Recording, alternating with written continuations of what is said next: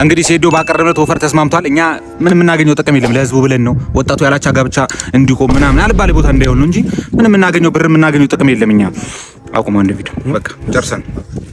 ይሄ እንዴት ነው ቤቱ? ይሄ አሪፍ ቤት ነው። በጣም ግዙፍ ቤት ነው። ኧረ እባክህ ያዘው፣ በቃ ያዘው።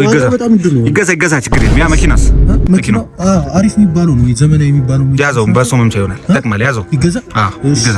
ያ እንትኑስ እርሻ መሬት ይሄ መግዛት እንችላለን። ያ ይገዛ። እሺ፣ እንደዛ ከሆነ ያችን ብንገዛት።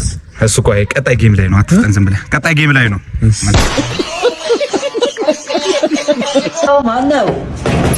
ማነው እንዴ? ጋሺ መጡ እንዴ? ሰላም ነው?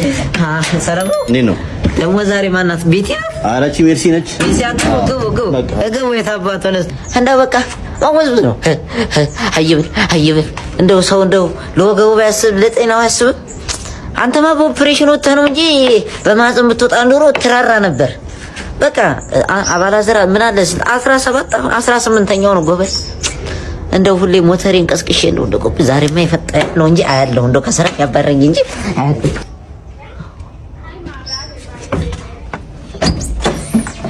ጋሽ ዳዩኝ እንዴ እንትን እኮ መከላከያ ካልያዙ እኮ እንትን ምናምን ላቀበለ እኮ ጥሩ አይደለም።